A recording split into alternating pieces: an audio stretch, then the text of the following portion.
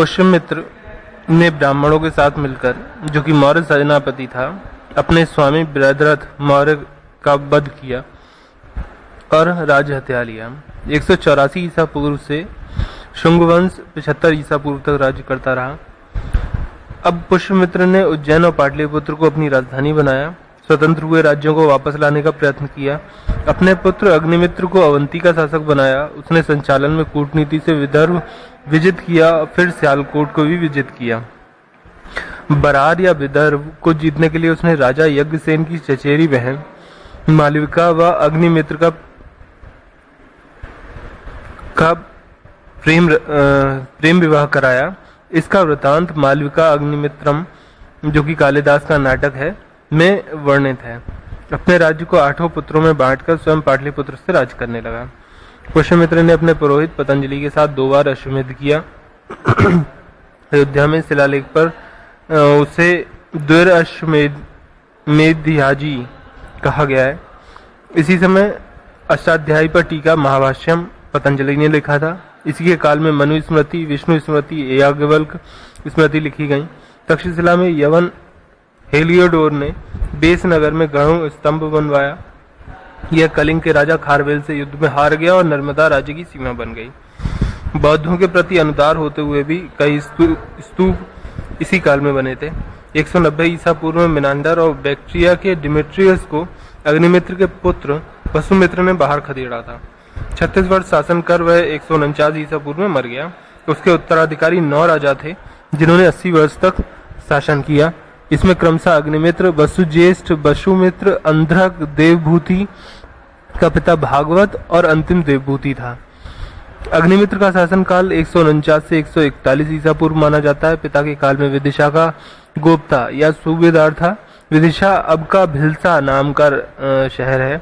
बाद में विदिशा ही उसकी राजधानी बना। देवभूति ने 185 से 73 ईसा पूर्व तक शासन किया था। वह चरित्रहीन और अयोग्य था, अतः उसके मंत्री कर्ण ने उसे मारकर कर्ण वंश की स्थापना की। पुष्यमित्र के समय में बरहूत स्तूप बना था। इसी काल में अमरावती स्तूप, कई बिहार, बौद्ध मठ, चैत्य और पूना में स्तूप बने थे। कर्ण वंश ने 73 से 28 ईसा पूर्व तक राज्य किया। यह भी ब्राह्मण वंशी थे। इनको शुंग भृत्य कहा जाता था क्योंकि ये सामंत थे शुंगों के। वासुदेव के समय मगध बहुत छोटा राज्य रह गया था। वासुदेव की राजधानी पाटलिपुत्र थी। फिर इसके बाद भूमिमित्र 14 वर्ष तक शासक था, नारायण 12 वर्ष तक और अंतिम सुशर्मा का राज्य 10 वर्ष में अंत हो गया।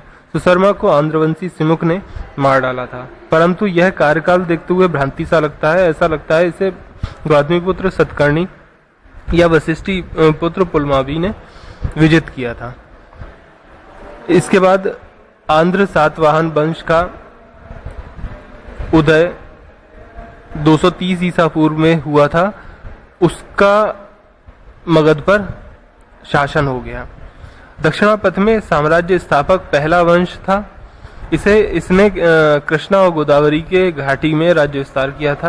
प्रथम राजा सिमुक या सिंधुक ने कई शक राजा हराए थे। इस वंश के बारे में ऐतरेय ब्राह्मण से पता चलता है कि विश्वामित्र के वंशजों ने आर्यतर स्त्रियों से विवाह कर वंश बनाया था। चंद्रगुप्त मौर्य के काल में यह संगठित थे। इनकी राजधानी श्री काकुलम थी, जबकि बिंदुसार के काल में मगध के अधीन रहे। पुनः अशोक के बाद स्वतंत्र हो गए। कर्ण के काल में राज्य विस्तार किया। सिमुक की राजधानी प्रतिष्ठान या पैठन थी। उसने राजसूय व अश्वमेध यज्ञ किए थे। बौद्ध और जैन मंदिरों का निर्माण करवाया। सतकर्णी के सिक्कों पर उसके ससुर अंगकुलीन तृणकैरो का नाम भी अंकित है। उसे अप्रतिहत चक्र नाम दिया गया। इसने राजसूय और 2 बार अश्वमेध करवाया था। इसकी मृत्यु के समय अवयस्क पुत्रों के कारण रानी नायनिका ने राज्य संभाला था।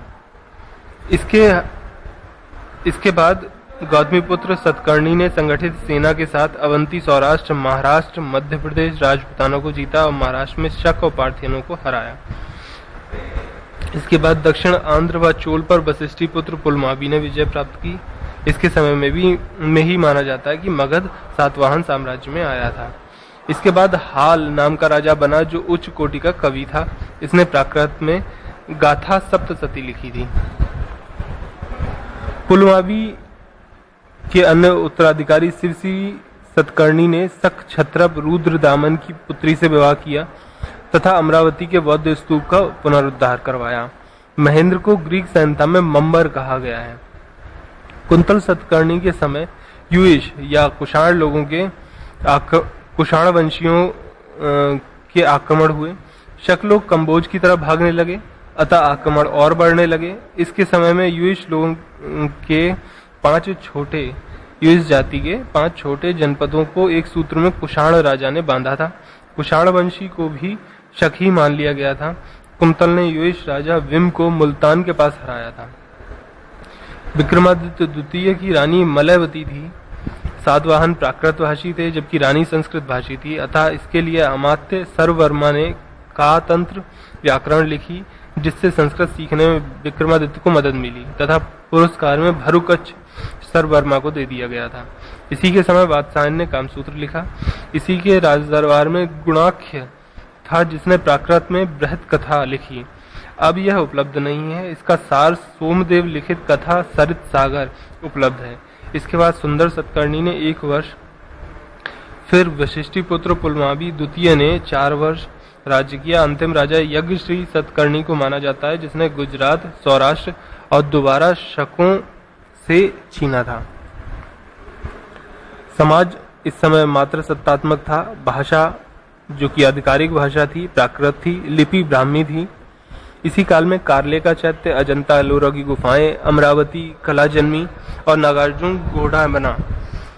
इसके काल में चांदी, तांबे, सीसा, पोटीन और कांसे के सिक्के चले। ब्राह्मणों को भूमि अनुदान की प्रथा इन्हीं की दी हुई थी।